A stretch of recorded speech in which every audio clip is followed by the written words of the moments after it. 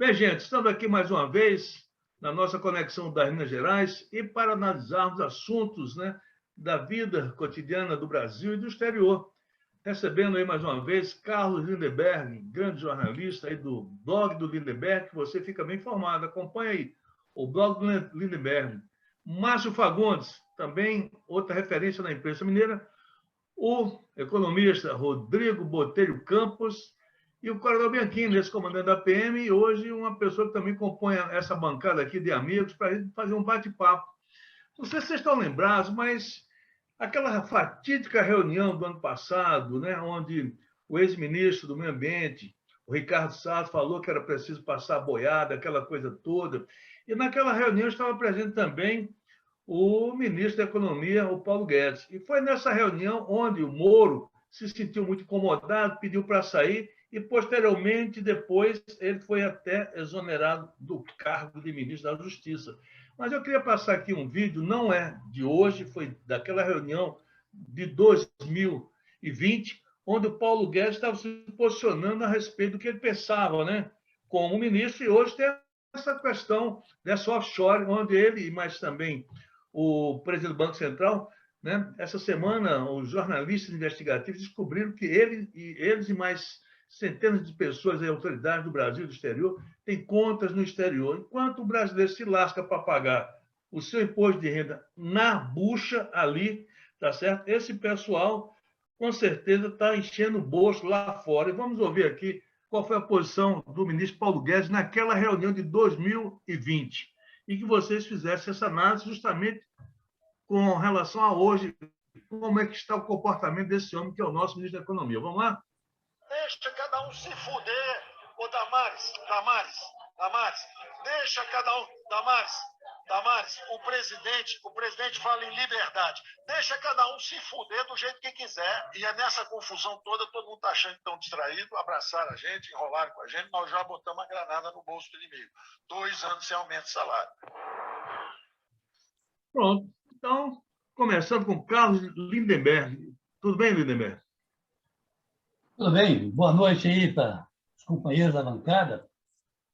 Olha, é uma disfarçatez, né, do ministro da Economia. Quer dizer, que 1 ano atrás ele botou a granada no bolso dos brasileiros. E aí a granada está explodindo, está para todo lado. E vem muito a propósito, em função dessa aplicação de recursos do ministro da Economia, Paulo Guedes, que, aliás, já morou aqui em Belo Horizonte, né? Ele agora está na Berlinda, com essa história aí do paraíso fiscal, com o dinheiro colocado lá fora, rendendo. Está quanto o dólar hoje, Walter?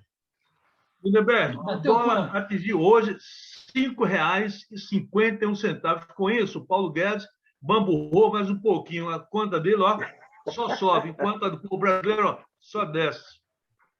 Pois é, então você vê. Você pega a fala dele de 1 ano e meio atrás, né? Quando ele fala que botou a granada no bolso dos brasileiros. Os brasileiros, né, para não usar a mesma expressão que ele usou para Damares, que é uma expressão chula, muito apropriada para aquela reunião fatídica parece, de abril, o brasileiro está se arrebentando. Eu gostaria até de ouvir agora uma análise do nosso economista, do Rodrigo, que poderia nos explicar como é que o brasileiro está se lascando, né? Para não falar aquela palavra que ele disse lá atrás. Bem, Lindenberg, boa noite a todos. Você rolou a bola para eu chutar. E eu quero chutar bem longe, porque, na realidade, já não é de hoje, inclusive nesse programa, que eu tenho chamado a atenção para a política cambial do Brasil. Ou seja, com quase 400 bilhões de dólares de reservas internacionais constituídas nos governos passados, né, nós temos hoje uma política cambial que estimula a exportação, e, ao estimular a exportação, você tira produtos de dentro do Brasil e força o preço a subir para o consumidor brasileiro. Hoje você compra 1 quilo de carne de primeira, uma picanha, uma maminha, a mais de R$ 100. Ou seja, é quase 10% de um salário mínimo para você comprar 1 quilo de carne de primeira. Porque, a bem da verdade, hoje, como no capitalismo tudo vira mercadoria, até osso que era dado para as pessoas ou era julgado fora, osso hoje está valendo R$ 4 o quilo. Por quê? Porque começou a ter uma demanda de osso, porque as pessoas não conseguem comprar carne nem de primeira nem de segunda, e na hora que surge uma demanda por um determinado subproduto, isso que era dado ou julgado fora passou a ter preço. Né? E, pasmem, começa a ter cabeça de peixe, rabo de peixe, começa a ser vendido, né? E não mais dado ou julgado fora. Por quê? Porque passou a ter demanda. As pessoas não estão comprando carne mais cara, estão comprando a carne mais barata ou o restolho que existe, e aí os fornecedores disso começaram a pôr preço. Então, a questão da política cambial é importantíssima, e aí eu resgato essa manifestação do ministro da Economia, chamando a atenção para uma outra coisa que ele falou na época, estarrecedora. Ele disse que a política cambial que estimulava as viagens dos brasileiros era uma coisa ruim para o país, porque até empregada doméstica estava começando a viajar para a Flórida, para passear nos parques da Disney. Ou seja, é um preconceito de classe, é uma visão elitista, né? Esse economista que, lamentavelmente, estudou na Faculdade de Ciências Econômicas, onde eu também estudei, e era liberal desde a época de banco de escola, né? Esse cidadão ele tem um compromisso de classe que não é um compromisso com a maioria da população. E essa questão do offshore, né, dele ter dinheiro lá fora, ele que ficou rico no sistema financeiro, não é isso, eu acho que chama atenção para um aspecto. Porque, na realidade, quem que põe dinheiro fora do Brasil? Não é? Nos offshore, nos paraísos fiscais? Põe pessoas que ou não querem pagar imposto, não é? Ou querem esconder dinheiro, ou então não acredita na política econômica do país e, para mitigar o risco de ter uma crise no Brasil, tira o dinheiro e põe lá fora. Ou seja, só tem essas 3 opções. Ele é o ministro da Economia. Ou ele pôs lá fora para não pagar imposto, ou ele está mandando dinheiro lá, né, para esconder, ou ele não acredita na política econômica que ele implementa.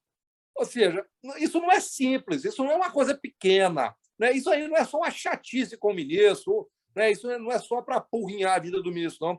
Isso revela um estado de coisas nesse Brasil da maior gravidade.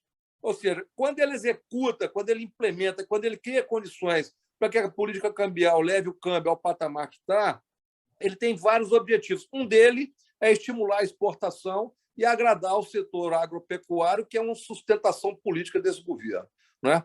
Além disso, né, ele faz com que, né, as aplicações lá fora, elas, de fato, em real, elas cresçam muito.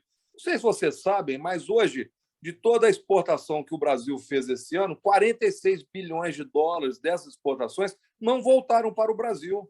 Estão lá fora. O exportador está mandando o produto, está vendendo o produto e não está trazendo dólar para dentro do Brasil, está ficando lá fora. Será por quê? Será que eles não acreditam na política econômica desse governo? E quando ele não traz, quando ele não internaliza esse dólar, o que acontece? O dólar sobe. Porque se 46 bilhões de dólares de produtos brasileiros voltassem para o Brasil, certamente o câmbio caía. Então, assim, não é de pouca monta a gente fazer a crítica do comportamento dele e de tantos endinheirados que tem no Brasil. Por trás disso, há uma engrenagem de poder, há um conjunto de interesses que certamente precisam, né, ser esclarecidos à população. Pronto.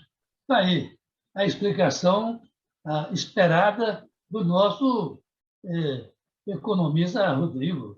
Tá, não precisa ser mais claro que isso.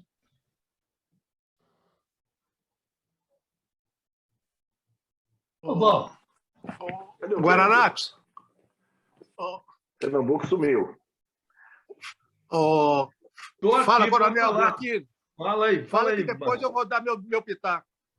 Então, vou chamar o coronel bem aqui, ele que entende muito de granada e bomba, já que o homem falou que ia botar bomba no bolso brasileiro, botou o quê? Botou uma bomba atômica. Então, olha, milhares de pessoas passando fome, desempregadas.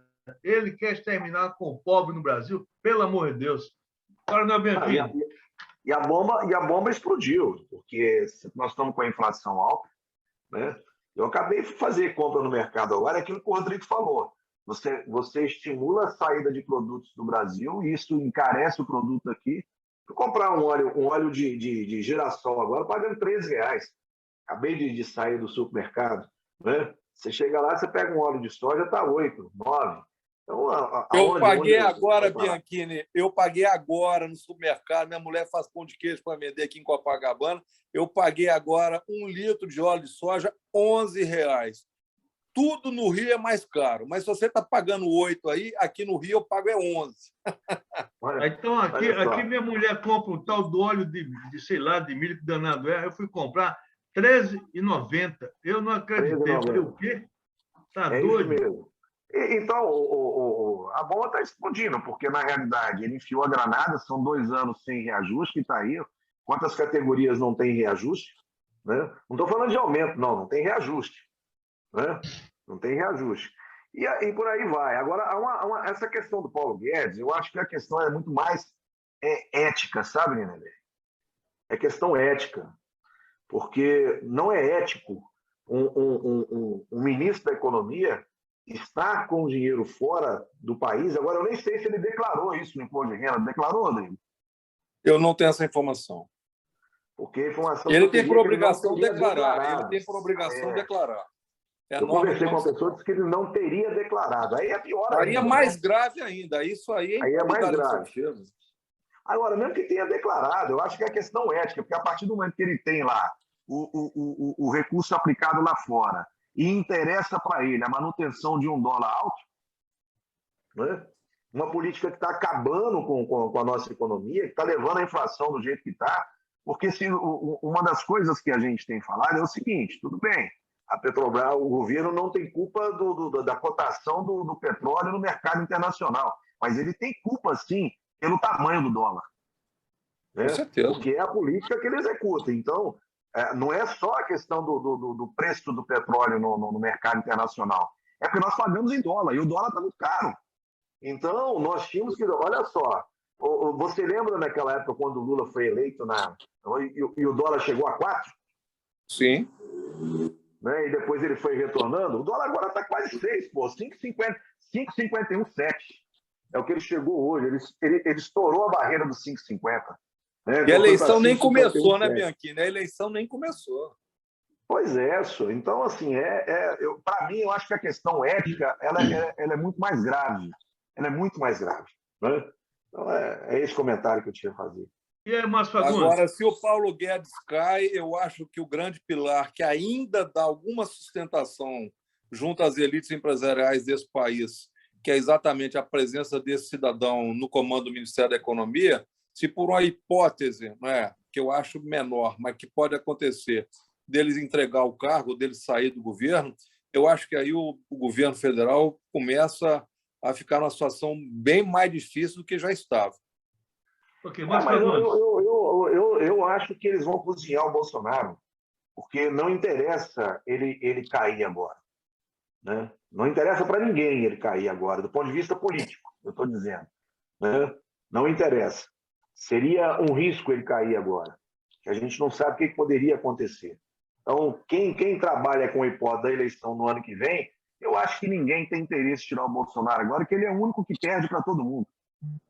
Né? Até porque, Bianchini, você tem os prazos, você tem aquela série de prazos que Regimentais. abre o impeachment, etc. E isso aí vai coincidir lá na frente, quase com a eleição de 2022. Então, é uma coisa complicadíssima você mexer com isso agora. Realmente, eu concordo com você nesse sentido. Se você estica a corda e leva lá para frente, você acaba fazendo do Bolsonaro uma vítima. Márcio Fagundes, vamos te ouvir, Márcio Fagundes. Eu sempre falando, boa noite a todos, meus amigos de bancada, eu sempre falando as minhas impropriedades. Duas coisas me chamam a atenção. Primeiro, Ilhas Britânicas, ali, Caribe, aquele espaço ali, né? Ilhas Britânicas. A Inglaterra já foi ponta de lança no capitalismo no mundo. Partiu dali as máquinas a vapor, as composições férreas que ajudaram um processo de industrialização do mundo, partiu tudo da Inglaterra. Hoje, a Inglaterra é uma grande factory. Se eu estiver falando alguma besteira, me corrija, viu, Rodrigo? Hoje a Inglaterra é uma grande factory do mundo, ela vive de renda, está aí, e os brasileiros ajudam os ingleses a viver de renda. O Brasil é um país capitalista, dependente, rentista, as pessoas vão correr, esse pessoal, esse 1% que tem dinheiro, eles não querem investir em produção, não vale a pena mais você produzir um pneu, um picolé, vale a pena o dinheiro. Quem tem dinheiro, pôr esse dinheiro para render em juros. E aí veio o processo de globalização e isso virou... Olha, lembremos, a Suíça já foi as Guianas do passado. A Suíça guardou o dinheiro dos nazistas. Essas ilhas hoje guardam o dinheiro do narcotráfico, do crime organizado, desses grandes capitalistas que querem viver de renda. É isso, entendeu? Márcio, isso deixa eu ilustrar. Registrado no Banco Central brasileiro, existem algo em torno de 200 bilhões de dólares de brasileiros fora do Brasil, registrado no Banco Central.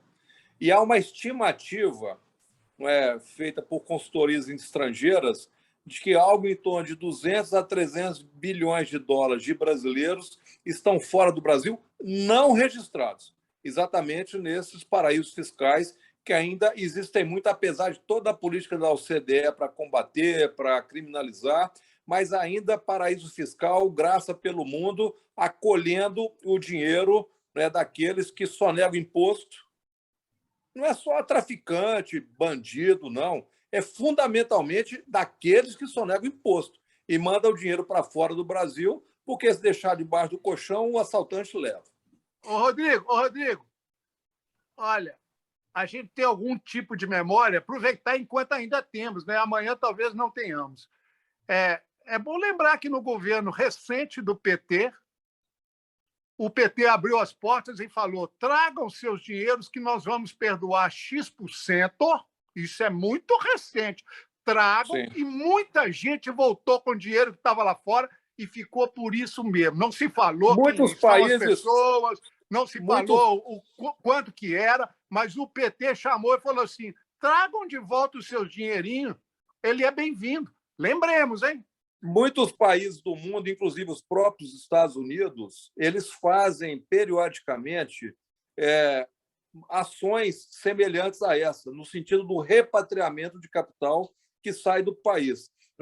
Eu me lembro que aconteceu esse episódio recentemente, como você está dizendo, e condição para que não houvesse aceitação desse recurso era que o dinheiro não fosse fruto de criminalidade, de tráfico de droga, de tráfico de entorpecente, enfim, havia uma série de critérios que impediam a chamada anistia.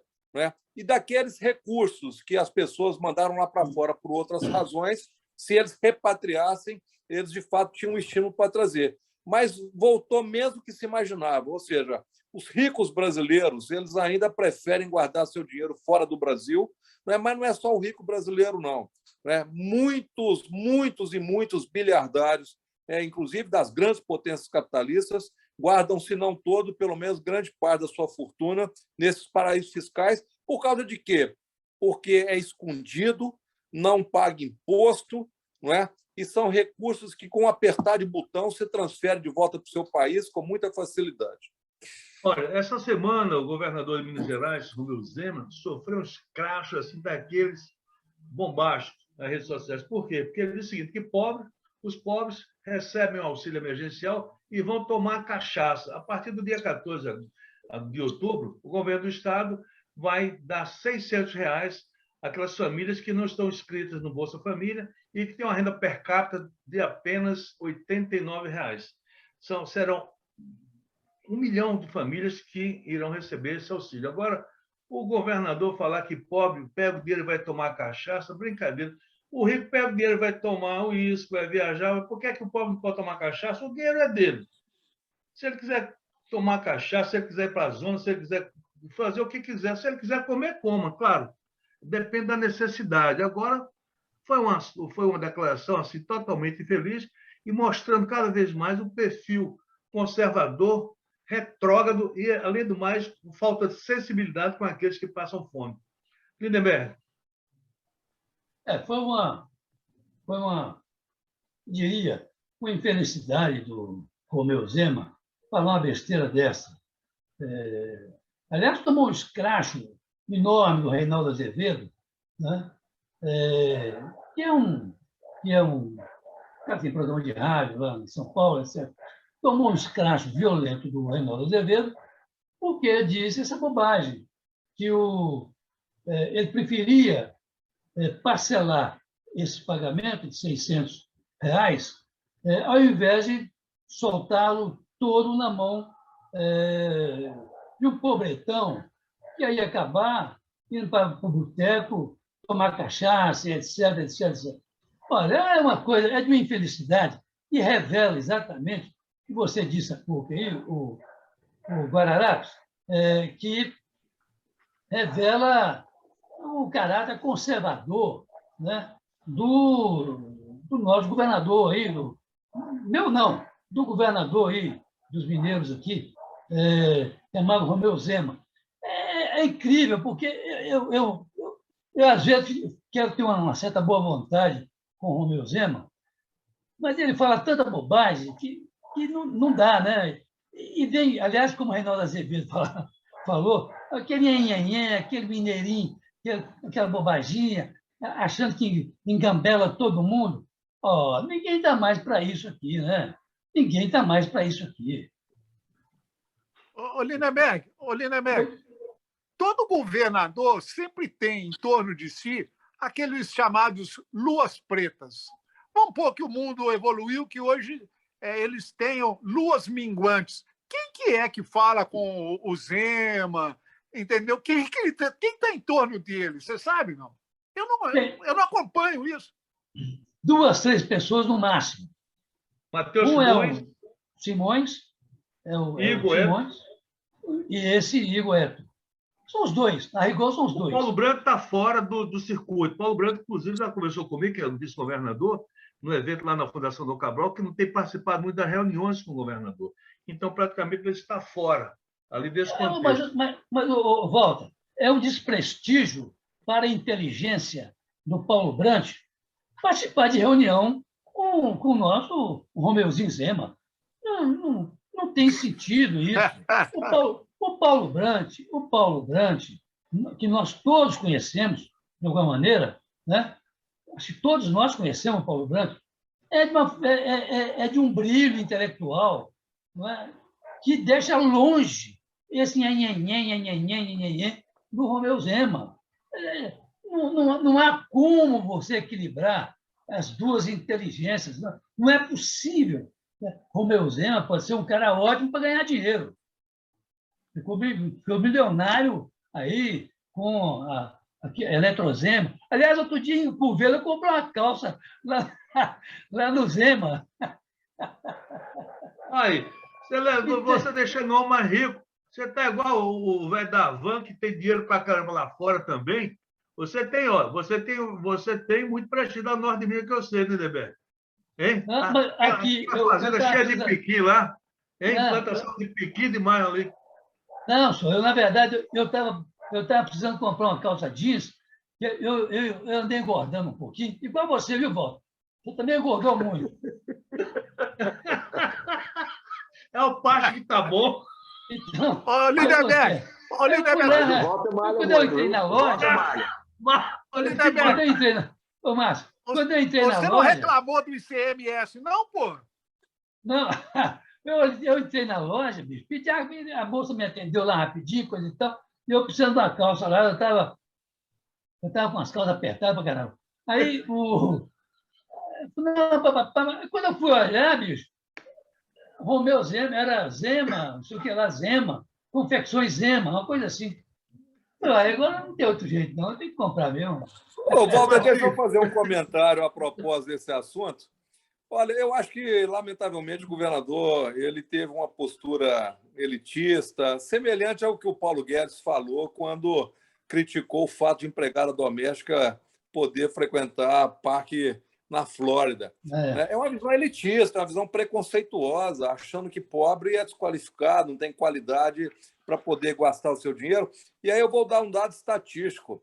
Esse tipo de crítica também foi muito feita ao Bolsa Família, dizendo que o dinheiro do Bolsa Família era para a pessoa não parar de trabalhar, é para a pessoa gastar com bebida. Quantas vezes a gente já escutou isso sendo falado?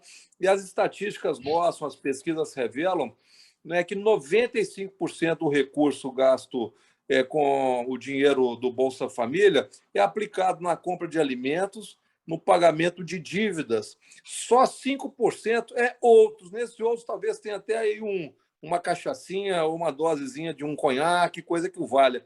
Mas 95% do dispêndio do Bolsa Família, que já é um dinheiro pequeno, a classe média, quando vai numa pizzaria em família no final de semana, gasta R$200. Agora, quando você gasta R$200 com Bolsa Família, você acha um absurdo, né? E aí, você, quando mede isso efetivamente, 95% desse recurso é gasto com alimentação, com pagamento de dívidas. Então, é um absurdo, né, fazer esse tipo de comentário. Eu acho que a vida vai mostrar ao governador que, de fato, ele pisou no tomate. E aí, Márcio? Graças a Deus que quem cuida do dinheiro do Bolsa Família são as mulheres. Viva as mulheres, viu? É depositado no nome da mulher. E aí, Bianchini? Márcio, eu acho que é mais... Eu acho, Pernambuco, é mais um comentário elitista, né? De quem tem dinheiro achar que quem não tem não sabe o que fazer com ele.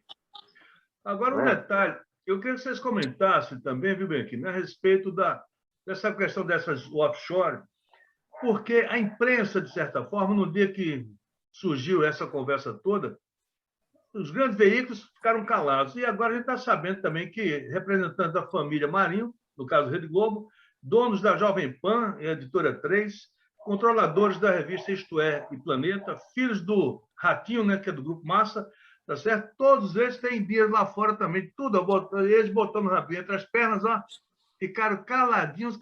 E aí, o que acontece? Não vão mexer senão, porque também a gente vai mexer no formigueiro tremendo, né? Mas o Pernambuco tem o dinheiro lá fora, isso não é crime. Não, desde que você legal declare. não. É Declarado legal. Não é. Então, declarado não. Qualquer um pode pegar dinheiro e botar lá fora, não tem problema nenhum, desde que ele declare. Claro. Quando o seu filho vai estudar no exterior, você tem que mandar dinheiro para ele se alimentar, hospedar. O problema não é esse. O Rodrigo acabou de falar muito bem. O empresário brasileiro está colocando dinheiro lá fora porque ele não acredita aqui na economia. Ele não acredita que ele possa investir esse dinheiro aqui, ele vai ter o mesmo retorno. A gente tem que resgatar essa confiança também, né, do empresariado brasileiro, de investir aqui nesse país, gerar emprego nesse país, fazer a economia crescer. Mas o que as pessoas estão preferindo hoje? Pegar esse dinheiro e colocar lá fora, do que correr o risco de investir num país onde você não tem certeza do que vai acontecer amanhã. A grande verdade é essa. Mas daí, que está gerada no país hoje. Aqui, você colocou muito bem no início da sua fala que há, entre o fato de o ministro da Economia colocar o dinheiro dele lá fora, há uma questão ética embutida nisso aí. Essa questão ética aliás, eu fui convocado aí essa semana, nos próximos dias, prestar contas lá na Câmara dos Deputados, exatamente para explicar por que ele está botando o dinheiro dele lá fora. Porque, além da questão de botar o dinheiro lá fora, o ganho que ele possa ter, você tem uma questão que você levantou, e muito bem, que é uma questão ética. Ué, como é que o ministro da Economia bota o dinheiro lá fora? Aqui. É porque não acredita, ele não confia, né? na própria política econômica dele. Esse é o grande problema. Então, doutor, você acaba de admitir que ele botou, um ano atrás, a granada no nosso bolso. Exatamente. Tirou do bolso dele e botou no nosso. Exatamente. Ele botava o dele, né? É aquela velha história que pimenta no olho dos outros é refresco. Pimenta. Rapaz, o negócio não é fácil. Olha, Eu queria Ô, Walter, saber de política vocês. econômica, hein, Frei Walter, Caneca. política econômica não tem neutralidade. A política econômica faz alguém ganhar, faz alguém perder. E as pessoas que lidam, principalmente as pessoas que lidam com negócios, elas ficam olhando o mercado, o famoso mercado, que na realidade é o mercado de vendedores e compradores, de investidores, né? E você mede isso através de uma série de sinais, o câmbio, a taxa de inflação, a taxa de juros da Selic, a taxa do mercado financeiro, é uma série, né, um conjunto enorme de indicadores que você vai acompanhando. E não é só os ricos, não. As camadas médias da população também observam. A gente também cuida de preservar, né, o nosso dinheiro. E quem que é o mais penalizado nesse contexto? É exatamente a população pobre. Eu me lembro que eu coordenei o PROCON durante 4 anos, no governo do prefeito Sérgio Castro, e às vezes na rua as pessoas viravam para mim, era uma época de inflação alta, e falavam assim: Rodrigo, eu guardo o meu dinheiro para poder comprar uma geladeira, e quando eu chego lá no final do período para comprar a geladeira, o preço da geladeira já subiu, eu não consigo comprar a geladeira. Isso, para mim, ficou claríssimo como que as pessoas pobres sofrem com a inflação.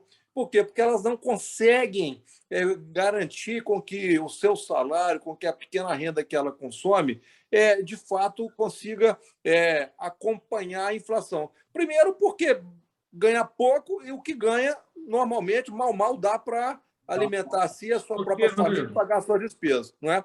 E, além disso, né, de fato, não consegue, com aquilo que sobra, acompanhar a inflação. Então, é uma situação que interessa aos de cima. Política econômica não é neutra. Alguém ganha, alguém perde com ela. Tá bom. Eu queria saber agora de vocês como é que vocês passaram aquela segunda-feira, Márcio. Aquela segunda-feira com blackout do Instagram, do Facebook, do WhatsApp. Márcio, como é que você passou aquele dia fatídico para bilhões de pessoas nesse mundo, meu Deus? Aqui no modelo Rubim Barrichello, lembrando o assunto que passou, só o seguinte, é só uma frase. Teve um amigo meu que, certa feita, saiu daqui e foi conversar com o dono da Isto É, diretor, né, do grupo editorial da Isto É, lá em São Paulo, e depois me resumiu a conversa que teve. Quando você veio com essa história do por que os grandes grupos jornalísticos no Brasil ficaram caladinhos e tal, ele me trouxe uma frase eu chamava, acho que é Domingos Alzugaray, Exatamente. que era um cubano. Aí ele me trouxe essa frase, eu nunca mais esqueci, que estava conversando com o Domingos lá em São Paulo, né, sobre Isto É e tal, e aí lá pelas tantas o Domingos virou para ele e falou: deixa eu te falar uma coisa, veículo de comunicação é um péssimo negócio, mas é ótimo para se fazer bons negócios. É isso mesmo. Então, quando você me falou sobre isso, eu lembrei dessa frase. E aí você veio sobre agora o bug das ferramentas sociais e tal. Olha, não fez a menor diferença, porque eu não acompanho, eu não quero saber. Eu uso o Zap porque meus amigos têm comunicação comigo pelo Zap. Mais nada, não me interessa. Podia ter... Olha, uma certa feita, numa live nossa, lá para trás, eu falei que o mundo ainda vai parar por causa de uma guerra cibernética, e eu fiquei rindo, porque foi assim uma experiência, uma primeira chamada de uma guerra cibernética, que o mundo vai parar completamente, porque os satélites vão desativar, e sem um tiro, o mundo vai travar. E aí já foi uma primeira experiênciazinha. Isso não me afetou em nada, entendeu? Olha, pelo contrário, eu fui no correio e botei 3 cartas. E aí, Lindeberg?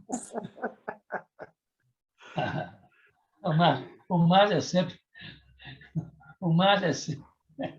Como é que foi seu dia, hein, Lindeberg? Sem WhatsApp, sem Facebook, sem Instagram? Não, eu uso muito o WhatsApp, porque como eu tenho um blog, eu fico postando e tudo mais. E realmente foi um dia complicado, um dia com muita confusão, muita coisa. E eu, evidentemente, como blogueiro, eu acabei ficando também prejudicado em função de não podendo postar coisas que estavam chegando de fora. Então, eu também entrei nessa nessa onda aí de frustração. Não tanto quanto o Márcio. O Márcio ficou, nadou de braçada. O Márcio nadou de braçada, que não toma conhecimento dessas coisas, mas eu não. Na minha ferramenta do dia a dia, eu acabei sendo prejudicado de alguma maneira. E aí, Bianchini? Eu até que eu tenho lá minhas redes sociais, mas eu não entro muito lá. Eu uso muito o WhatsApp mesmo, mas também tem o Telegram. Então, na hora que eu senti que estava tudo travado, eu fui para o Telegram. E aí, boa parte dos amigos também já tem Telegram, a gente deu uma substituída ali no WhatsApp. E é uma coisa interessante, como gente entrou para o Telegram simplesmente porque o WhatsApp travou. O Telegram Bianchini, um acréscimo de quase 50% de usuários. Bianchini, o Telegram é russo? É russo. Oh, que maravilha! As informações correndo agora, as informações correndo para os dois lados do mundo, né? De um lado, os norte-americanos, do outro, recorrendo aos russos. Interessante, hein? E o engraçado do Telegram, ele é assim, ele é muito mais fácil de você usar. Se você quiser o WhatsApp, você tem que criar grupos de 250. O Telegram, você pode criar grupos de 5.000 pessoas. Determinados, por exemplo, você vai mandar um vídeo, às vezes, pelo WhatsApp, ele é do tamanho, ele não vai. Pelo Telegram, você manda. Entendeu? Ele é muito mais versátil do que o WhatsApp. Entendeu? Esse Putin não é desse mundo, hein? E aí, Rodrigo? Passou bem? Passou Olha só, mal? Walter, eu fui ler. Na realidade, eu gosto de leitura, gosto de cinema, gosto de música, não é? Mas também gosto de tecnologia, não é? Então, o meu tempo é disputado por essas coisas todas. Então, a gente tem que ter um certo equilíbrio, tem que otimizar. Quando essas ferramentas ficaram fora do ar, eu fui ler. Por acaso, naquele momento, eu fui ler um pouco. Mas olha só, eu sou adepto da tecnologia, porque eu acho que as tecnologias todas, né, elas sempre... Eu não sou positivista de ficar demonizando as coisas, bem ou mal. Eu acho que de tudo você tem alguma coisa positiva. E eu, por exemplo, adotei como procedimento, né, eu controlo a ferramenta o máximo que eu posso. Por exemplo, Facebook. O Facebook, eu só autorizo o meu grupo. Então, são pessoas com as quais eu me relaciono que interagem comigo. Não é aberto para qualquer pessoa. Né? E o Facebook ele passa muito conteúdo. Então, eu acho que é uma ferramenta bacana para passar conteúdo. Já o Instagram são imagens. Eu gosto de determinados assuntos, eu gosto de determinados temas, de turismo, né, animais, eu gosto muito de passarinho. Então, assim, não tem nada melhor para fotografia do que o Instagram. O WhatsApp é ferramenta de comunicação, é para trocar informações. Né? O Twitter eu busco muita notícia, notícias de última hora, sempre tem uma notícia ali importante que pode suscitar algum tipo de iniciativa e tal. Então, assim, transformar limão em limonada, não é? Olha aí. O Karl Marx ele dizia, só para concluir, que a tecnologia veio para servir o homem, não é? E não o homem para servir a tecnologia. Então, com esse princípio de vida, eu sempre tento aproveitar dessas ferramentas aquilo que é útil para mim, para os meus amigos, para os meus companheiros, para a minha família. Eu acho que a gente sempre tira proveito daquilo e tudo em médios virtos. O meio está na virtude, é uma questão de equilíbrio. Não é? E, de fato, quando essas redes sumiram, eu fui ler. Eu fui aproveitar meu tempo para ler um pouco. Ô, Rodrigo, você outro dia mandou uma foto sua abraçada com o Freixo lá no Rio. Ele tem chance? As pesquisas têm mostrado ele em primeiro lugar. Nós encontramos lá na manifestação do dia 2 agora, né, um ato muito bacana, saímos ali da Candelária, fomos até na Cinelândia. Eu fiquei mais de 3 minutos filmando as pessoas entrarem na Praça da Cinelândia e quando terminei de filmar ainda continuava entrando gente. Foi um ato muito forte. Encontrei com ele e ele está aparecendo em primeiro lugar nas pesquisas. Né? Agora, está muito longe. Né? Eu acho que a gente Muito tem longe. que ter pé no chão. As eleições estão muito longe ainda. Olha aí, a Polícia Federal vai ouvir... Oi, fala, bem-vindo. Só para aproveitar e falar em tecnologia, a China fez um teste, né, com o 5G, e que eu estava lendo hoje, que a tecnologia 5G vai permitir você trocar, por exemplo, vou mandar uma imagem para você sem necessidade de uso de aplicativo. Você vai poder transferir recurso financeiro sem necessidade de aplicativo. Então, esse 5G, isso vai revolucionar. Se eu tivesse 5G, a boa parte da pane que teve com a do WhatsApp, você não teria problema por causa do 5G. Então, Ok. o que isso aí vai revolucionar a comunicação no mundo vai ser algo que a gente ainda não está preparado, ainda a gente não tem nem condição de imaginar. Ô, Bianchini, Ô, já Bianchini, aproveitando você, que você é ô, um homem que Bianchini, também vem da área de segurança, fala, Márcio. Bianchini e Rodrigo, sobre tecnologia, essa semana, sabe o que me chamou a atenção? A Rússia lançou foguetes de submarino hipersônicos. 11.500 quilômetros por Foguetes hora. assim que ninguém consegue derrubar. E sabe o que me chamou a atenção na tecnologia também? A China mandou mais de 50 grandes cargueiros de jato em cima de Taiwan, vai resgatar Taiwan, fala assim, essa ilha é nossa, ela não é do capitalismo norte-americano e nós vamos voltar com ela. A tecnologia aí também numa outra dimensão, numa outra visão. Você viu a Já que o velocidade, Márcio Márcio? tocou nesse assunto aí, 11.500 km por hora.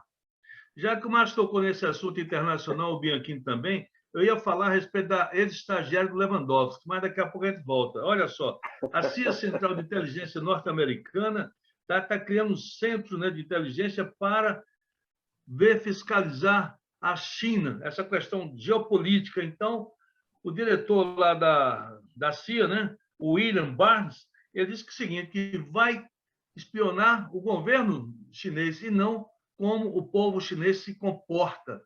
Olha só, a questão geopolítica. Os americanos preocupados com os chineses, que é natural que os chineses estão comandando o mundo. E aí? É uma área de inteligência, tem que ser muito forte, hein, meu querido?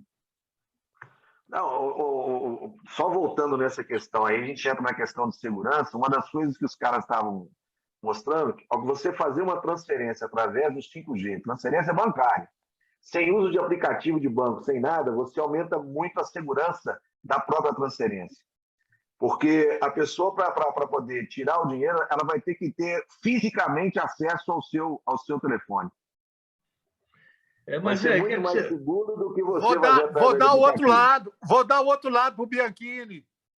Estão reduzindo o horário do Pix no Brasil por causa de problema de sequestro. E aí Sim. Já tem uma análise que vai aumentar as horas de sequestro, porque esperando para aumentar os R$1.000 que você vai tirar. Sim. Eles falaram, não, se reduzir a hora do Pix por causa da possibilidade de sequestro das pessoas e tal, falaram, não, vai aumentar a hora do sequestrado e dos sequestradores ficarem com o refém esperando abrir para superar os R$1.000. Isso aqui não tem jeito, não. Isso aqui mas também, Márcio, do ponto de vista hoje da tecnologia que você tem para localizar a pessoa que está sequestrada com o telefone, que vai precisar do telefone ali, você consegue acessar isso hoje muito fácil. Hoje, se as operadoras abrem, elas abrem para a gente, né? Tem condição de abrir dentro da própria central da PM, por exemplo. Você consegue localizar muito rápido. Então, não é interessante para eles ficar com você muito tempo com o telefone, porque você localiza o telefone hoje facilmente, entendeu? Então, você possibilita, se ele ficar muito tempo com você, possibilita também eles serem descobertos, né? Então, para eles, o interessante é rápido. Tira R$1.000 de você, tira R$1.000 de outro e pronto, do que ficar com você e correr o risco de ser preso. Lindenberg, a Polícia Federal vai ouvir a ex-estagiária do ministro Lewandowski, ela trabalhou lá de 2017 a 2019, a Tatiana Garcia Bressan, de 45 anos. Ela estava trabalhando para aquele blogueiro Alan dos Santos, né, que ele foi preso, passando informações do gabinete do ministro para esse blogueiro. Olha só, que confusão. Ex-estagiária, né, me lembrou aquela estagiária lá do Clinton, né? Não sei se teve aquele movimento lá, mas é um negócio de doido. Quer dizer, o Lewandowski dormindo com a inimiga, né? Hein, Lindenberg? Walter, é um assunto aí que até a Polícia Federal ouviu essa mulher hoje, né? Ela pediu desculpas ao ministro, etc, etc, etc.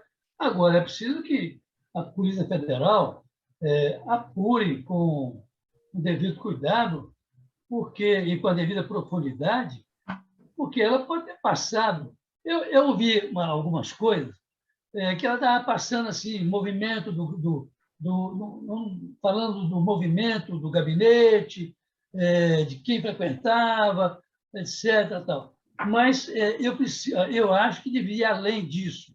É preciso saber não apenas essa questão formal, mas também saber o tipo de informação que ela estava passando para esse blogueiro aí, esse Alan, né? Alan dos Santos. Alan dos Santos. Porque isso aí, sim, é que deixa o Lewandowski numa situação difícil. Imagina se ele está passando informação de sentença que possa vir dar. Isso aí é realmente delicadíssimo, né? E aí, Rodrigo? Olha só, Walter, eu estou acompanhando esse caso preocupado com uma outra dimensão dele, que é o seguinte, né? Em que medida você tem no STF ministros que estão dispostos a se posicionarem efetivamente, né, contra esse tipo de atitude, né? Teve um momento aí que, né, o STF se posicionou de tal forma que até o presidente da República chegou a desafiar publicamente, num contexto de uma ameaça de insubordinação ao Estado de Direito Democrático, cogitou-se até de golpe, e de uns tempos para cá essa coisa deu uma mainada, deu uma esfriada, parece que fizeram lá um pacto de convivência e tudo. Aí quando surge esse episódio, que é um episódio que associa um ministro a uma pessoa que apoia o presidente da República, né, isso pode efetivamente voltar a chamar a atenção para uma contradição entre um poder e o outro poder. Então, eu estou acompanhando com esse foco, ou seja, em que medida isso efetivamente vai gerar ou não tensão entre dois poderes da República. E Alexandre Moraes, ministro também do STF, deu um prazo de 30 dias para que a Polícia Federal possa ouvir o presidente Jair Bolsonaro com relação àquela influência dele, né, em cima da própria Polícia Federal. Todo mundo sabe que, inclusive, foi um dos problemas que ele teve com o ex-ministro Sérgio Moro, né? Aquela tomada que ambos tiveram em função da influência que o presidente queria ter dentro da Polícia Federal. Então, Alexandre Moraes deu um prazo agora de 30 dias para que a Polícia Federal possa ouvir o presidente Jair Bolsonaro. Lindenberg. Olha, isso estava mais ou menos esperado já, porque, aliás, o Rodrigo falou um aspecto aí que é muito interessante. A gente estava vindo num choque de poderes, né, entre o executivo e o judiciário, que chegou a níveis alarmantes. De repente, parece que deu uma amainada aí, deu uma arrefecida nesse choque entre os poderes, e isso realmente chama atenção. Por que alguns ministros que estavam muito assodados, digamos, eles deram uma certa amainada. O Fux deu uma amainada depois de ter arrepiado, né? Mas deu uma amainada. O próprio Alexandre Moraes, que é um casca-grossa, também deu uma certa segurada, né? E aí o Lewandowski agora está nessa arapuca. Então, eu queria saber, eu quero acompanhar, junto com o Rodrigo aí, exatamente como é que esse novo choque vai se dar, ou se não vai se dar algum choque daqui para frente. E aí, Rodrigo? Bem, eu manifestei essa minha visão, essa minha percepção, né? E aí vamos chamar a atenção para a presença do ex-presidente da República, Michel Temer, como uma pessoa que cumpriu um determinado papel na história recente, né, de fazer um meio de campo, né? E a partir daquela atitude dele, que gerou, inclusive, um documento que o presidente da República trouxe a público, de fato, você teve o STF saindo das primeiras páginas dos jornais. Ou seja, o que aconteceu ali que nível de conversa, que nível de profundidade de conversa fez com que essa tensão ela fosse esvaziada, né? E aí, quando você vive esse episódio agora, a impressão que eu tenho é que é um episódio menor. Eu acho que ele não tende vamos dizer assim, a reanimar aquele estresse que estava tendo entre os dois poderes, não. Eu acho que uma coisa menor, mas, de qualquer maneira, chama a atenção que vem num contexto, né, de um esfriamento, né, daquele caldeirão que estava acontecendo e que levou, inclusive, o presidente da República a desafiar publicamente o ministro do STF, dizendo que não aceitaria a decisão dele, coisa que o valha, né? Mas logo depois veio aí um pano quente, veio aí uma contemporização, né? Repito, o STF saiu das primeiras páginas nos jornais. Eu acho que as próximas semanas vão dizer se, de fato, essa contemporização é para valer ou se ela, de fato, vai agora voltar à situação anterior. Vamos aguardar. Bianchini e Márcio Fagundes. Bianchini, que análise você faz desse assunto aí? Pernambuco, são duas coisas distintas, né? Primeiro, a gente está falando da questão da estagiária. Inclusive, hoje, se você acompanhou as notícias, as pessoas dizendo que ela poderia ter sido plantada antes, já ter ido para lá. Ela não foi uma pessoa que, depois que ela entrou, ela foi contactada. Havia a possibilidade dela ter sido contactada antes de entrar e ter sido encaminhada já com um propósito, né? de colher informações. Ou seja, você ia infiltrar alguém.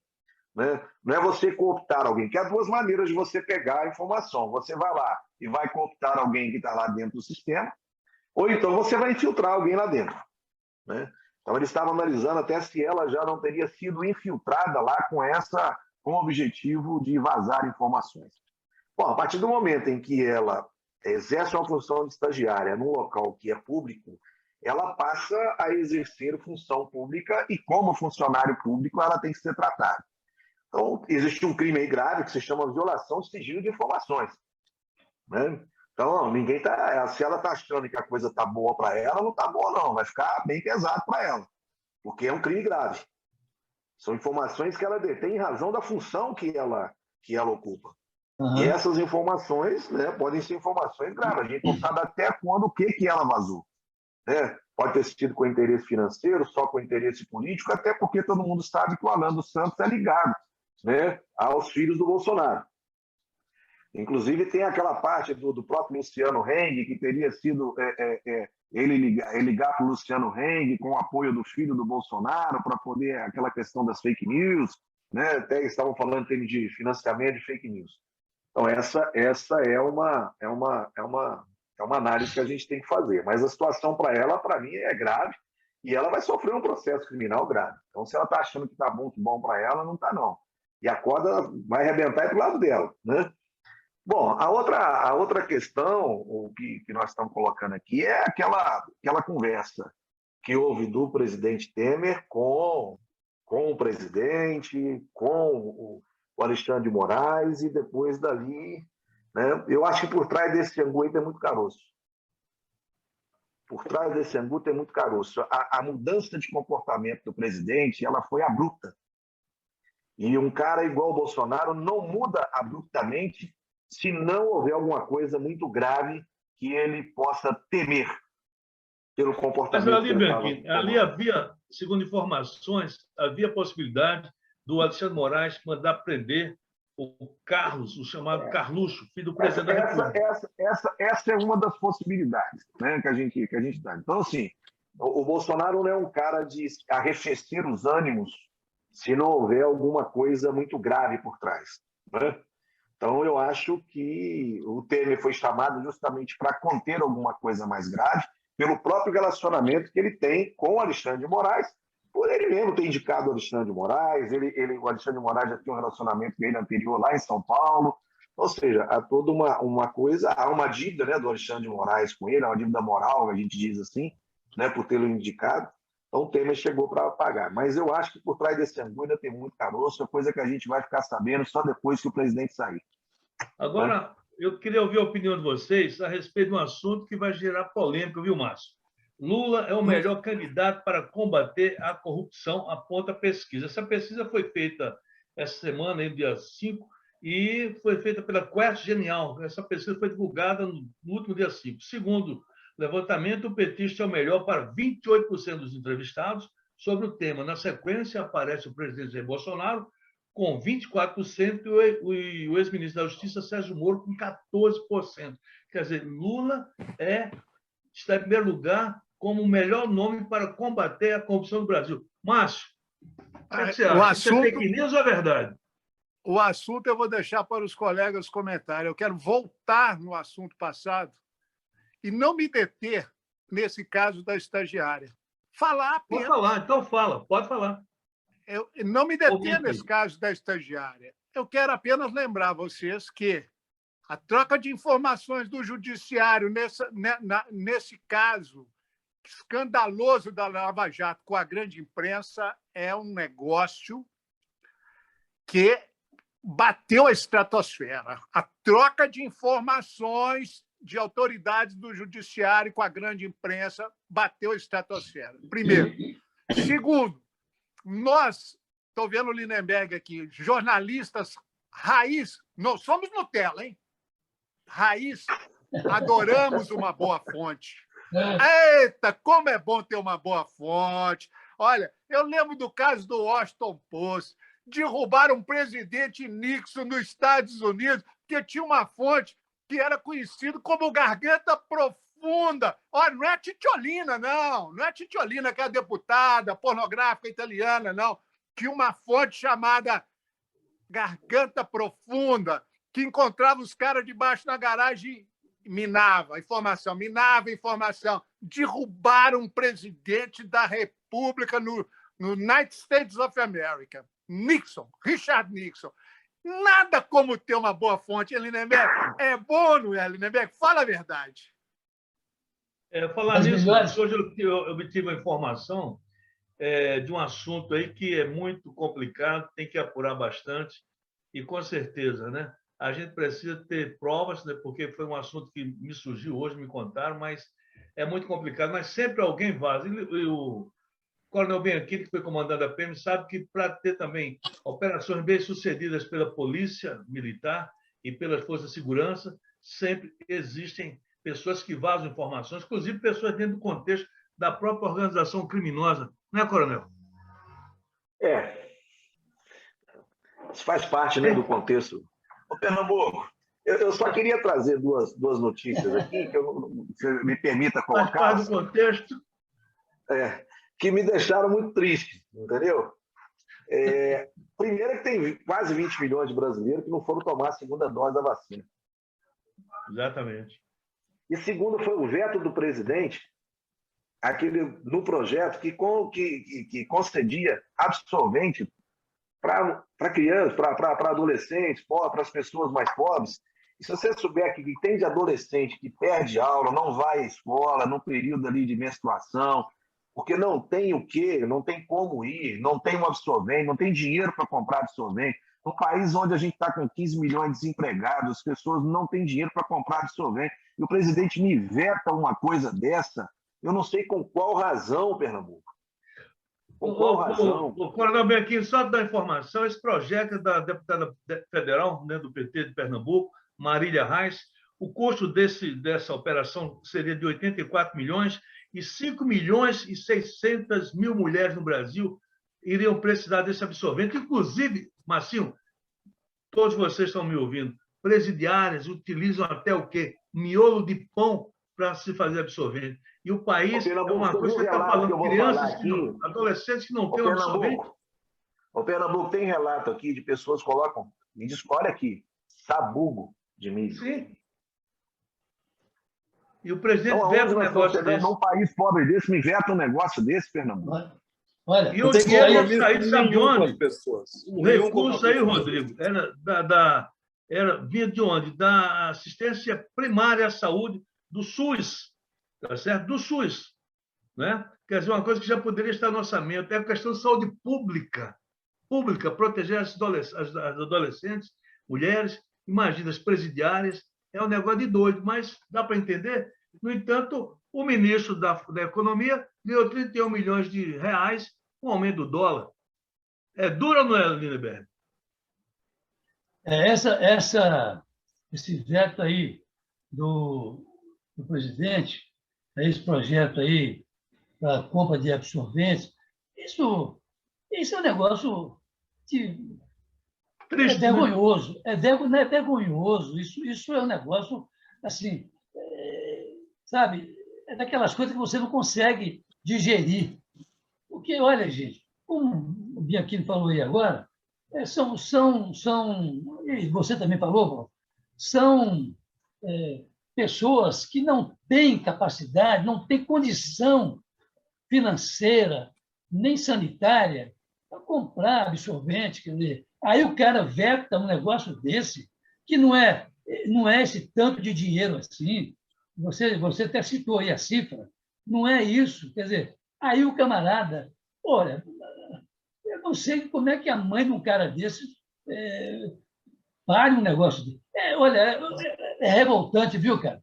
Eu fico, às vezes, Bianchini, eu fico Lindenberg, revoltado com isso, viu? Lindenberg, Oi. Lindenberg, vou puxar essa reflexão só um pouquinho para o nosso lado. Ao longo dos meus quase 70 anos, eu conheci vários companheiros, amigos que tinham nojo do corpo menstruado. Deus que me livre. Não dominavam, não conseguiam entender a fisiologia do corpo feminino. Conheci muitos homens com nojo do corpo menstruado. É grave, bicho, é grave. O Lindenberg, só completando, então esse recurso ele teria originário da atenção primária à saúde, né? Do Sistema Único de Saúde, do próprio SUS. Quer dizer, você veta um projeto que vai atender milhares e milhares de adolescentes, é como o Bianchini falou, essas adolescentes que não têm a menor estrutura, às vezes psicológica, de entender porque estão menstruando, né? Porque às vezes não tem um contato com a mãe não explica por que isso está ocorrendo, e quer dizer, necessita, você vê, sabugo de milho, massa de pão. Cara, é brincadeira o negócio desse, não dá para entender. Fala, Walter, Rodrigo. quando apareceu a pandemia, eu imediatamente escrevi um pequeno texto, compartilhei nas redes sociais, estimulando que o governo gerasse emprego, estimulando costureiras a fabricarem máscaras para que o governo distribuísse gratuitamente à população. Acabou que o governo, com o mindset, com esse modelo mental liberal, achando que tudo se resolve pelo mercado, não tomou essa iniciativa, mas a própria sociedade transformou, e no capitalismo tudo vira mercadoria, transformou isso num negócio. Eu mesmo comprei máscara aqui no Rio de Janeiro, da esposa de um porteiro de um prédio aqui, que passou a costurar aquilo em casa e começou a vender. Enfim, a solução foi dada pelo mercado, da maneira como foi dada, e depois veio a ser industrializado, e depois começou, como sempre aparece, as máscaras com gotas de ouro, com pedrinhas de brilhante. Enfim, é típico do capitalismo, tá certo? Agora, no caso do absorvente, não. Porque você não consegue produzir o absorvente a não ser em escala industrial. Você não consegue produzir o absorvente, né, numa costureira da esquina. Então, assim, é completamente diferente achar que resolve isso pelo mercado. Para resolver isso pelo mercado, significa que a pessoa ela vai ter que ter dinheiro para comprar. Agora, numa crise de emprego, numa crise de renda que não está acompanhando a inflação, numa crise de inflação que está fazendo com que os preços subam e as pessoas, portanto, vão dar prioridade à comida ao invés de dar prioridade ao absorvente. Ou seja, a solução tem que vir do Estado, do poder público, concedendo a essas pessoas que precisam e que não têm acesso porque não têm renda à compra desse produto industrializado, o produto. Não se resolverá isso, né, no modelo das máscaras, né, contra o Covid, estimulando que costureiras e que pessoas desempregadas produzam nas suas próprias casas.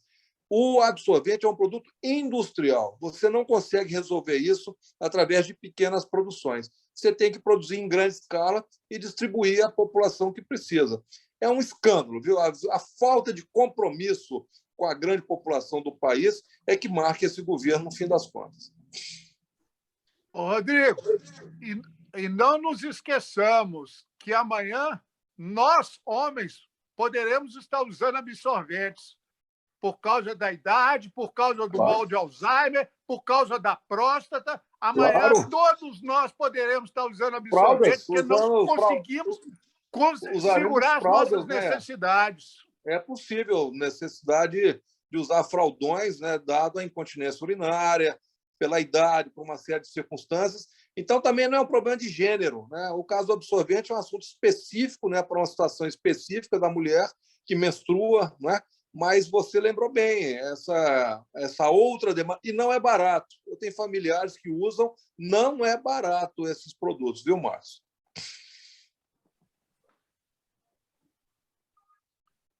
Solta lá, Frei Caneca. Eu falei a respeito da pesquisa onde diz que Lula é o melhor nome para combater a corrupção e vocês não comentaram. Tudo bem. O Pernambuco, em relação a isso, eu ouvi o pessoal falando o seguinte: você precisa de terceira via para quê? Sendo que o próprio pessoal, mais de 50% da população, fala que o Lula e o Bolsonaro combatem a corrupção. Eu vi um comentário desse jeito. É dureza. Olha, a população, a Heineken ganhou uma disputa aí. Espera aí, Walter, deixa eu comentar só. Você tocou no assunto, mas mudou de assunto. Só um minutinho. Não, vamos lá, vocês ficaram calados, vamos lá. As opiniões, porque o Bianchini tocou no assunto dos absorventes e a gente deu atenção a ele. Olha só, é muito comum no período eleitoral que haja uma certa correlação entre a posição do eleitor com temas associados aos candidatos. Então, boa parte daquela pessoa que acha que o Lula tem mais capacidade de combater a corrupção é porque é eleitor dele. E o mesmo eu diria para o atual presidente da República. E o caso do Sérgio Moro é diferente porque ele, vamos dizer assim, a imagem dele é associada ao tema, não é? Então, eu acho que tem uma certa correlação em função da circunstância da disputa eleitoral. Agora, de qualquer maneira, se a população acha que isso é importante, para mim tem um aspecto relevante.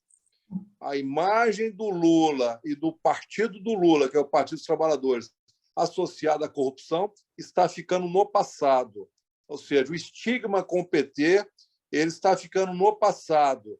E aí eu chamo a atenção, né, porque há 4 anos atrás, 6 anos atrás, muitos candidatos queriam o voto do petista, mas não queriam o PT no palanque. Essas pessoas vão perceber que isso ficou no passado. Tá bem, então apenas vou completar aqui. Questionados sobre qual seria o melhor candidato para controlar a economia, Lula aparece à frente com 44%, Bolsonaro tem 18%, Ciro Gomes tem 6%, Moro 4%, seguidos pelo governador João Dória e o apresentador José Luiz da Atena e a empresária Luísa Trajano, cada um com 2%, e o governador Eduardo Leite, lá do Rio Grande do Sul, com 1%. Lula também foi apontado como o melhor candidato para resolver todos os problemas expostos pela pesquisa, como criminalidade e segurança, acabar com as brigas políticas e questões relacionadas à saúde. Cara, esse barbudo não é desse mundo, não. É por isso que o Brizola chamava de sapo barbudo. Lindenberg, o sapo barbudo está vivo ainda. A cascavel não pisaram na cabeça dela, não, né? Olha aqui, eu acho que não é de graça que o ex-presidente Lula vem liderando as pesquisas.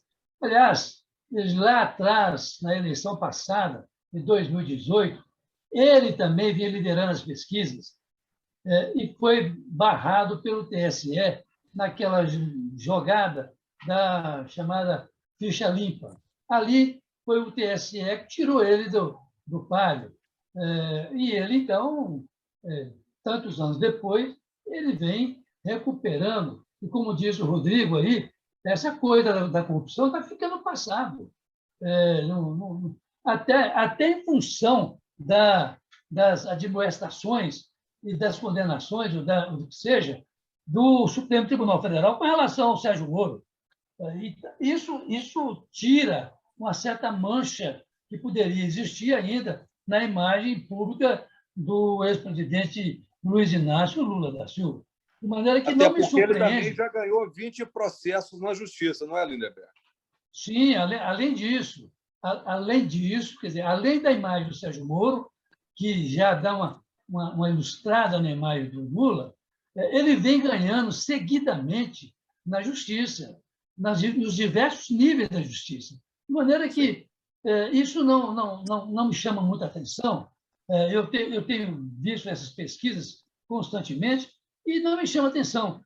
Por quê? Porque eu estou vendo que, como você falou, Rodrigo, essa questão da corrupção está ficando no passado, em função da condenação do Sérgio Moro, em função desse tanto de processo que ele vem ganhando na primeira instância, na segunda instância, e vai por aí afora.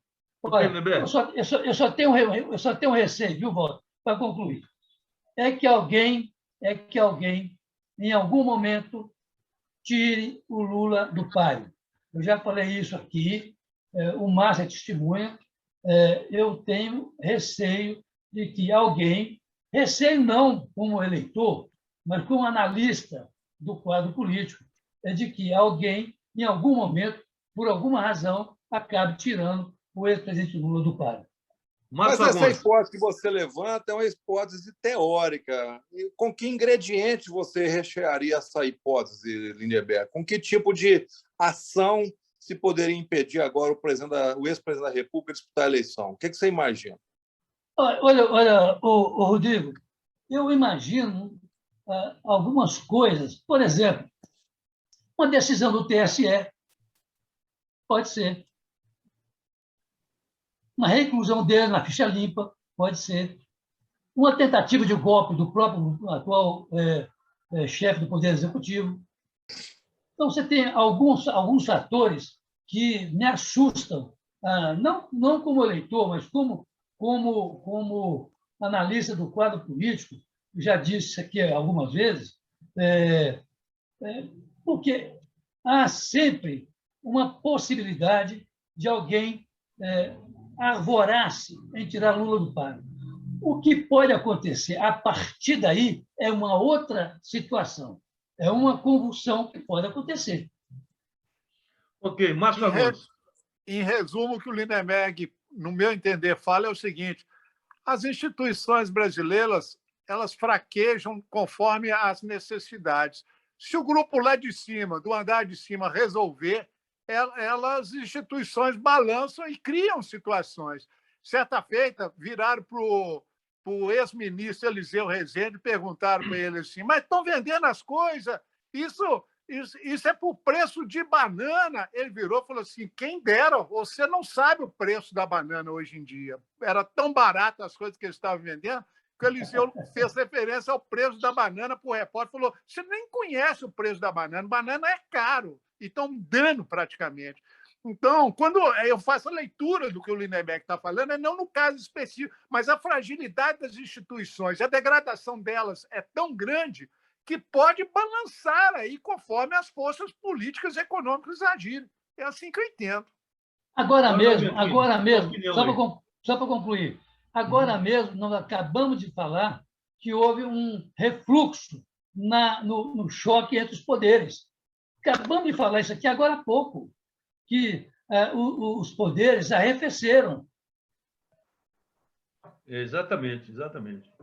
A minha interpretação desse momento, a interpretação desse momento, eu acho que se resume na seguinte expressão: não haverá impeachment, não haverá golpe, nós teremos eleições. Eu acho que a ida do ex-presidente da República, Michel Temer, a Brasília, essa postura, né, que levou ao esfriamento dessa tensão com o Supremo Tribunal Federal, ou seja, né, as candidaturas se colocando, a própria busca da chamada terceira via, que está rachadíssima, vão ter vários candidatos, ou seja, nós estamos entrando, né, na onda das eleições, nós estamos entrando no ritmo, no diapasão das eleições. Eu acho que esse, de fato, vamos dizer assim, pode ser o grande sinal daquilo que aconteceu em Brasília. Um grande acordo para que a gente ruma para as eleições. Rodrigo, você que acompanha mais de perto, mais próximo o PT, você viu que essa semana a imprensa deu cerca de 15 nomes de pessoas que vão fazer a campanha do Lula. Só tem um mineiro, que é o Luiz Dulce, que sempre agiu no bastidor. O Luiz Dulce é meio ghostwriter do Lula, um intelectual que acompanha um cara muito bacana. Então, mas só tinha um mineiro próximo dessa campanha que o Lula já está iniciando, vai disputar a eleição ano que vem. Me chamou a atenção que só tem o Luiz Dulce e o Zé Disseu, talvez por contingência, estrategicamente, está fora, mas eu acho que o grande pensar hoje do PT passa ainda pelo Zé Disseu. Ele é o cara mais antenado que tem com o que acontece no mundo, é o Zé Disseu. Eu vi uma entrevista dele brilhante, ele falando que o Brasil hoje é das mulheres e dos jovens e que não pensem que o mercado interno vai absorver, vai se criar com um novo projeto de governo, emprego para todo mundo, se não se pensar em América Latina. Foi a primeira vez que eu vi exposta assim, ele julgando assim, o contingente de mão de obra, de trabalho do capital, do crescimento, do desenvolvimento, não passa apenas por um olhar interno hoje no Brasil, passa pela América Latina. Achei muito inteligente, e ele certamente vai correr por fora para não se expor. Mas é uma cabeça pensando dentro do PT, e o nosso único mineiro é o Luiz Dulce.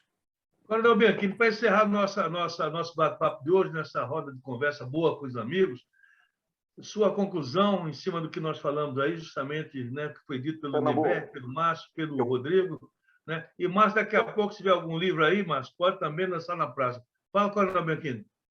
Eu faço duas análises. Primeiro, em relação a essa pesquisa que saiu.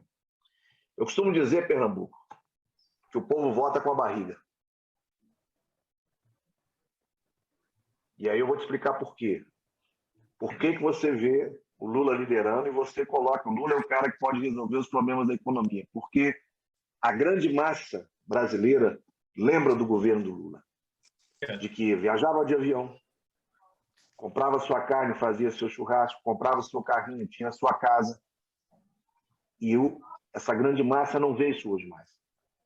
Você vê uma política hoje, como diz o próprio Rodrigo, voltada para o grande capital, principalmente para o agronegócio, né? E você vê tudo mais. Você não vê uma política voltada para a população mais necessitada do país. Não há nesse governo uma política dessa. Fez essa política de distribuição de recursos emergencial por uma questão que, se não fizesse também, o país entrava em convulsão. Mas você não vê políticas públicas estabelecidas para você melhorar a vida do cidadão mais pobre desse país. E o povo lembra, né, das políticas que o Lula trouxe. Né? Então, aí você tem um Bolsa Família, você tem Minha Casa Minha Vida, você tem uma série de políticas que foram criadas para beneficiar a população pobre do país. E quem vota, e quem tem voto, é o pobre. A grande massa é o pobre. Né? Eu costumava dizer na Polícia Militar, que eu falava que o pessoal falava muito de oficial, eu falei, olha, o político gosta do praça, porque tem número. Né? Quem tem voto é praça, não é oficial. Então vocês acordem com isso. Então o povão, o povo vota com a barriga. E o povo quer a volta do Lula porque está saudoso de comprar a sua carne, de fazer seu churrasco. E o Lula, muito espertamente, no primeiro discurso dele, ele falou sobre isso. Né? Ele falou sobre isso. Então as pesquisas vêm trazendo, mostrando isso, né? Que o povo está saudoso de alguma coisa para ele, população mais pobre. Está saudoso. E com relação a essa questão que o Lindenberg falou, do medo de se tirar o Lula e tal, Lindenberg, eu não acredito, você sabe por quê? Eu tenho uma teoria, né, vocês me desculpem falar aqui, que quem soltou o Lula foi o Bolsonaro. E eu vou falar para você por que o Bolsonaro soltou o Lula. Porque todo mundo sabe, né, eu que sou da área jurídica, por exemplo, que o processo do Lula andou numa velocidade que não se anda normal nesse país. Você não vê os processos andarem na velocidade que se andou, e aí já foi provado isso na questão do próprio Moro, né, nas questões do julgamento dos tribunais superiores, como é que o processo do Lula teve um andamento rápido, porque queriam tirar o Lula do processo. Essa é a verdade. Queriam tirar o Lula do processo eleitoral e tiraram o Lula do processo eleitoral. E quando o Bolsonaro entra e começa a fazer as ameaças do Supremo, você faz uma base. Olha todo o entendimento jurídico que foi construído para você retirar o Lula do processo eleitoral. E esse próprio sistema que tirou o Lula, que é o judiciário, que você tem que ver que é o judiciário, Porque o Ministério Público pode pedir, mas quem decide é o Judiciário. Então, com a conivência do Judiciário, o Lula foi retirado do processo eleitoral. E agora você vê também a própria velocidade com que o Judiciário ele mudou completamente todo o seu entendimento para o Lula voltar para o processo eleitoral. Por quê?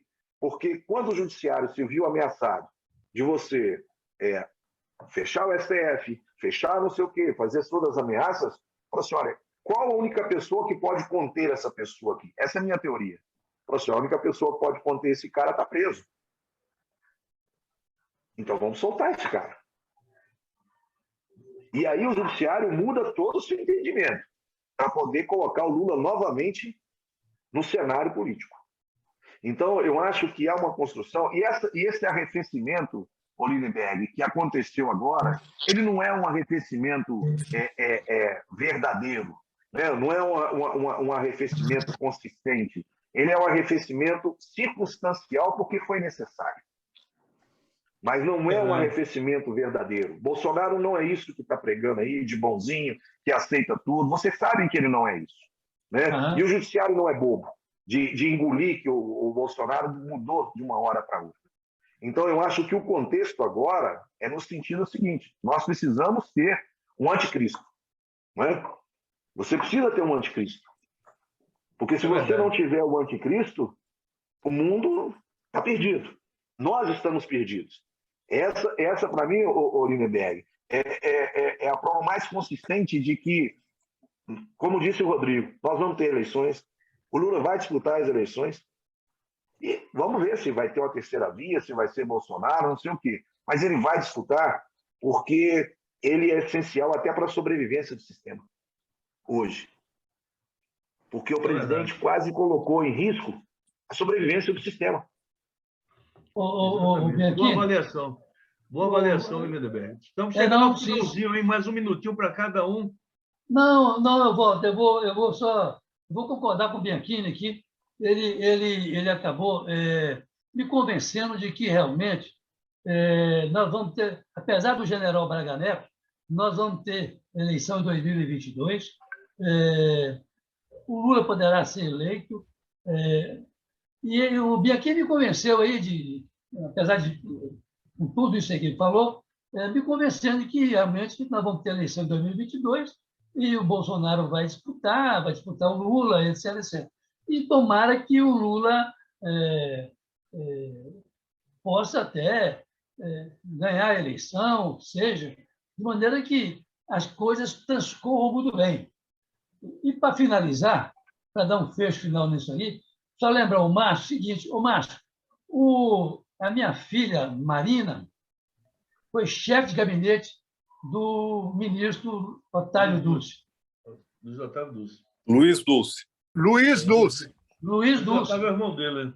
Não, Otávio é o irmão dele. Luiz Dulce. Faleceu. A minha filha foi chefe de gabinete do Luiz Dulce. Exatamente. Nós, quando estivemos lá, está lembrado, Márcio? Quando nós fomos em Brasília, fizemos uma visita. E a jornalista Adriana de Castro, filha do Célio de Castro, trabalhou com ele também lá no gabinete dele. Ele é uma figura muito bacana, querida e um grande intelectual. Bom, caminhando então, só para dar informação aqui rápida, Márcio, é o seguinte: o Rodrigo Célio de Castro assumiu essa semana, o Rodrigo é filho do Célio, a presidência municipal do PSB em Belo Horizonte. Fala, Márcio, para encerrar aqui o nosso bate-papo de hoje. Rapidamente, primeiro da alegria do meu América, que está comendo a bola. O Rodrigo até me mandou um site essa semana falando que tem um bilionário norte-americano querendo entrar no América. Olha, entre, mas com ações minoritárias. Não se esqueça, quem faz o América é a pequena torcida dele. A soberania da torcida do América tem que prevalecer sobre o dinheiro. Não vamos entregar o América para capitalista norte-americano, não, hein? Ó, ações minoritárias para esse norte-americano, viu, Rodrigo? Ajudou o meu galo ontem. Ó, maravilha, timaço do América. Outra coisa, sabe o que eu acabei de ler? Contos escolhidos de Monteiro Lobato. Monteiro Lobato é uma maravilha. As pessoas acham que ele ficou restrito apenas aos personagens do Sítio do Pica-Pau Amarelo, Visconde Sabugosa. Olha, eu sou a própria Emília. a boneca de trapo, que ora fala bobagem, que fica emburrado. Eu sou a própria Emília, entendeu? Que fala besteira, se esconde, chora. Eu sou a própria Emília, eu me sinto a própria Emília na formação, na minha literatura infantil. Quanto que foi importante. Mas Monteiro Lobato foi um homem à frente do seu tempo. Esses são contos escritos em 18, 19 e 20, quando o Brasil estava saindo de um processo agrário e pensando virar um país capitalista industrial. Então, Monteiro Lobato é o nosso Christian Andersen, que é o dinamarquês, o soldadinho de chumbo, que ganhou um prêmio Nobel. Esse é um homem que mostrou para o Brasil que as nossas capacidades são muitas e as necessidades também. O exemplo típico, a campanha do petróleo que houve nos anos 50 foi movida por Monteiro Lobato, que mostrava assim, nós temos capacidade de produzir petróleo, vamos cuidar do nosso petróleo, a energia do mundo passa por isso. Então, recomendo Monteiro Lobato. É um gênio da literatura brasileira. Ok, obrigado, Márcio Fagundes, Carlos Lindenberg, você que também acompanha o blog do Lindenberg, tem muitas informações e grandes furos de notícias, que todo mundo sabe, acompanhe. Quer ficar bem informado? Blog do Carlos Lindenberg. Coronel Bianchini, mais uma vez, obrigado pela sua participação aqui conosco, um forte abraço, boas reflexões sobre a política nacional, muito bem informado também. Rodrigo Botelho Campos, economista, mora no Rio e torce pelo Cruzeiro, bem aqui no atleticano. Lindenberg até hoje, ninguém sabe qual é o time que ele torce, porque ele não fala para ninguém, mas deve ser algum time lá de Montes Claros, com certeza. Sou do Ateneu, rapaz. Hein? Eu sou do Ateneu. Gente, obrigado pela audiência e pela paciência mais uma vez. Semana que vem estaremos mais uma vez aqui ligados aqui na Conexão das Minas Gerais. E hoje teve assunto demais. Até descobrimos, sem querer, que o Márcio tem aí um perfil intelectual ligado também a essa figura, né, do Monteiro Lobato, que é a Emília, aquela boneca que fazia graça da meninada aí também, com muita alegria, né, Márcio? Walter, eu vou terminar com uma frase que o Visconde Sabugosa vira para a Emília um dia, a boneca, ela travessa, falando bobagem, ele vira e fala, afinal, Emília, quem é você? Ela olhou para o Visconde Sabugosa e falou assim, eu sou independência ou morte? É isso aí. Forte abraço. Fiquem todos com Deus. Um abraço. Valeu. A demanda é... Falou, gente boa. Um abraço. Um abraço a todos. Um abraço a todos.